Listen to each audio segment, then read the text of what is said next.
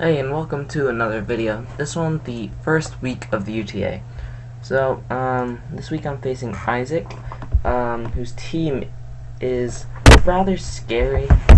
It's mainly power with not too much bulk. So, I'll just go over his team first.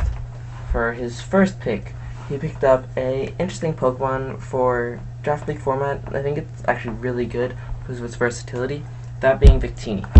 So, Victini is very hard to deal with using my team, unless I want to bring defensive Manaphy.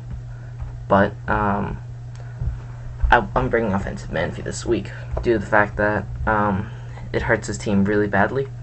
So, anyways, I'll go through his full team. His first Pokemon is, let me just pull it up right now. His first Pokemon is Victini, followed by Bisharp, Talonflame, Crobat, Slurpuff, Mandibuzz, Cofagrigus, Chinchino, Electros, Cradily, Dusclops, and Aggron.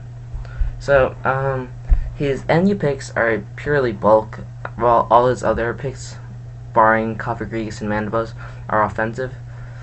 So, this is the team that I built to counter his team. We already had the battle, so I'll show you that soon. This is a offensive, well, kind of offensive Mega Altaria with a little bit of HP investment. This allows speed investment right here allows me to outspeed his Bisharp and his Slurpuff if it's max speed Jolly before DDing. Before it gets off a belly drum, as well as outspeeding his Bisharp. So this is just the standard set, basically. Mega Altaria, I decided, would do really well against this team because after Rocks, which is a huge problem for his team, everything gets OHKO'd, including Talonflame. +1 return actually does 50% to Talonflame, which is ridiculous. So this actually, EQ is for, Victini. To kill Victini at +1, and return is just for everything else, basically. My second Pokemon, actually no, this actually doesn't kill Crobat, unfortunately, but that's where I have all my other pokes come in. This Pokemon right here, definitely necessary. This E-Speed will kill Slurpuff if it belly drums Citrus, if there's rocks on the field, and this will just OHKO him. Well, and if that doesn't, and if there are no rocks, I can always get the roll or switch into one of my Rocky Helmet Pokemon later on. So, yeah, this set is just going to do work against this team. E-Speed is basically just for late game cleanup, except for his Cofagrigus. That was my plan going into this battle. Just E-Speed everything. E-Speed kills Talonflame after rocks. So yeah. Sacred Fire hits everything on his team as well. Other than Victini and Talonflame, which don't really want to lose their HP because they have survivability issues. So, third Pokemon was this thing. Bisharp would 6-0 my team if I didn't have this. This is a defensive Shaman right here that outspeeds an Jolly Bisharp. At +2, I can actually live a Sucker Punch or Knockoff or Iron Head, because Knockoff, since I have no item, is only base 65, and then Iron Head and Sucker Punch both do like 80%, I believe. I can pull up the calc right now. This is my set. No, this is my set.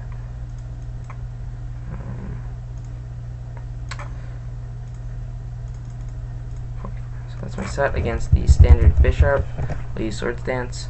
If he's at +2, I can tank these Sucker Punches. Even if he's Adamant Life Orb, I still live them. Decent. And then this will OHKO him back, basically, because Life Orb would kill him after this HP fighting. Along with the roll, which is possibly in my favor. So then I also drafted, so my fourth pick, my fourth, bring, was this Hannibal. This actually, if Talonflame Brave Birds me after rocks, this recoil kills them. So I brought this thing for the pure reason that's my switch into Talonflame and lives a +2 Brave Bird. This weird EV spread is so that if I'm burned, EQ will do more 50% or more to Talonflame, meaning that he can't set up on me with SD. Third Pokemon was Alphonse right here. This is going to be my suicide lead. I'm leading it Cobra Berries just so I can tank a Bishop hit, and then set up Rocks. Rocks destroys team, so no harm in bringing this. Then finally, my last Pokemon. This is my Chinchino check. Chinchino rips through my team if locked into the right move. If it's choice banded, other than Flower Power, nothing can really take a hit. Tail Slap does so much to Altaria. Rock Blast kills Entei. Bullet Seed kills this guy. Bullet Seed kills Alphonse. Bullet Seed kills my Manphy. And I need Flower Power at really high health for the Bishop. I actually have Synthesis on the set, sorry. So that's my team right now. If I get up a Tail Glow, destroys teams. This is just enough speed to outspeed Slurpuff. So, yeah.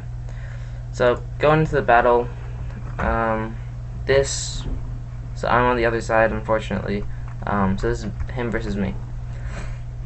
So, we play right here. He leads Cofagrigus as I lead Alphonse. I set up Rocks while he goes for the Power Split. This just threw me off guard really badly. I didn't even know what Power Split sorry. It just shares your attack. So basically, I just get up Rocks here for free while he goes for the Power Split. So yeah. Next turn, I go for the Shadow Punch, does decent amount of damage. And I get Mummy, he goes for Willow, so now I'm like, okay, I can't do anything to this guy anymore. And he's probably gonna go for like Shadow Ball or whatever. So I go into my Entei. He goes for the Dark Pulse, which does nothing, and I go for a Sacred Fire right here. And I miss. That miss was huge, because that Sacred Fire would 2-hit KO his Cofagrigus even after the Power Split, because, yeah. So that was huge for him, so now he gets a free hit off. So I go for the Sacred Fire again. I got a crit, and he Pain Splits. After the lefties, he's out of range for another Sacred Fire to kill. Go for it anyways. And he lives. He doesn't go for a Pain Split there and just goes for Dark Pulse. I think that's actually a misplay.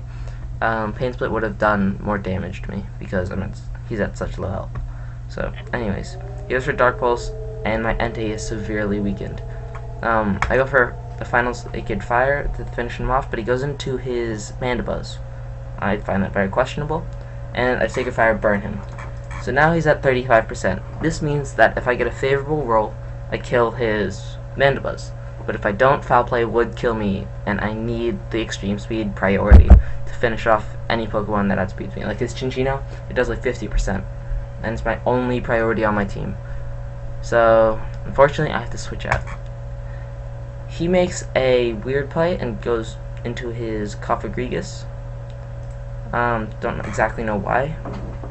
He just switched out his Mandibuzz to take damage and then switched back into this thing. I unfortunately make a little bit of a misplay here. I go for a turn on him, so I lose my Pixelate ability. Get Mummy. So if he wanted to, he could go into Mandibuzz here and go for the Defog. Unfortunately, he doesn't for some reason and just goes into his Bishop. It is a free SD chance, even though I have EQ. EQ doesn't actually kill him. So he goes for the SD as I switch out into my dedicated counter, my Shaman. And now, here is where, I think, you can't really predict this, I guess, but I go for my Hidden Power Fighting. I reveal it right now, and I get the roll and it kills him. I think he was going for Knockoff there, or else he would have gone for Sucker Punch. But I have no item, so it would have done less than Sucker Punch did, and it would have killed him back. So anyways, he goes into his Mandibuzz here, and he's at 11%. I'm like, okay. He's the Defogger on his team. If I go for Seed Flare and hit, he dies. I go for Seed Flare, and what do you know? I miss. So that's 2 misses on really high accuracy moves. Now he's at 5%. I just go for Seed Flare again. This time it hits. Could have gone for HP Fighting to finish him off, but I didn't really think about it. So now he's in here as Crobat. And I'm like, okay, I don't need this Shaman anymore. Just sack it off.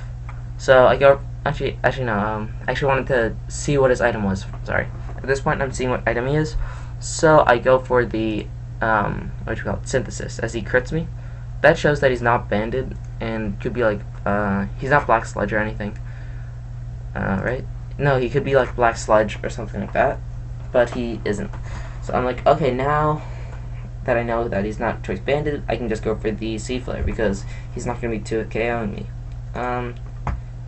I go for Seed Flare as he switches into 15 and get the Spadef dropped. 50% chance, so it's not crazy or anything.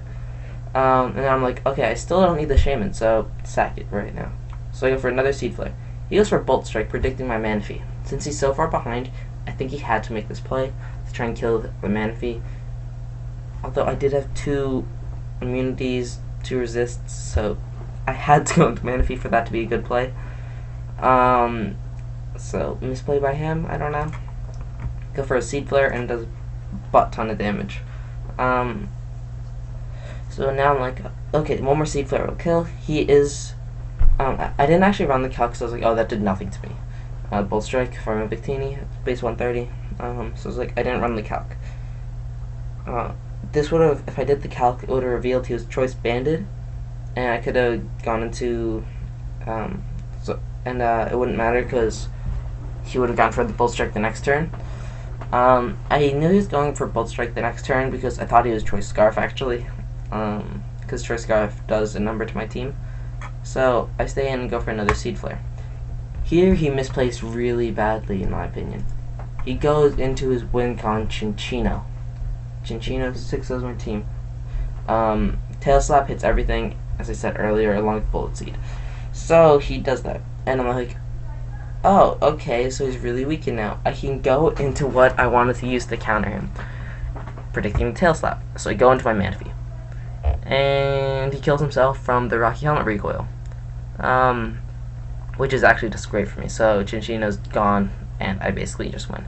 It was in 15 here. This is why I thought he was Choice Scarf, right here, because why would you bring in Victini on a Manaphy if you don't know you outspeed? So I'm like, okay, he's definitely Choice Scarf. So I switch out into my Mega Altaria, predicting the Bolt Strike. He goes for the V-Create, don't know why, probably just trying to get damage or predicting the switch. So I'm like, okay, that did a lot, but he's probably still Choice Scarf, right? I didn't really think to check item. So I switch back into my Manaphy because I don't want to go for the EQ here in case he outspeeds and kills me. So I go into my Manaphy, I tank it, and I fire off a Scald to kill. So basically, I'm up 6-1. And I'm like, okay, actually his Talonflame's not here, so I can just bring in what I need to counter his Talonflame. I bring in my Donphan. That's GG. I tank these hits, and Oko with Stone Edge right there. So that's actually a 6-0 victory in mine. So great start to the season. I think he made a few key misplays, especially with that Chinchino. If he played Chinchino correctly, he probably could have won. And also, I don't think Cofagrigus was the best bring. I think something maybe like Cordelia or Dusclops may have been a better bring. Because Dusclops does have a little more bulk than Cofagrigus. But anyway, so that's 6-0 for my favorite in the first week. It was actually a lot closer than 6-0 because all my Pokemon were severely weakened. Except for like my Shaman and Golurk. They were pretty healthy at the end. But other than that, really close game. GG Isaac. And see you next week. Adios.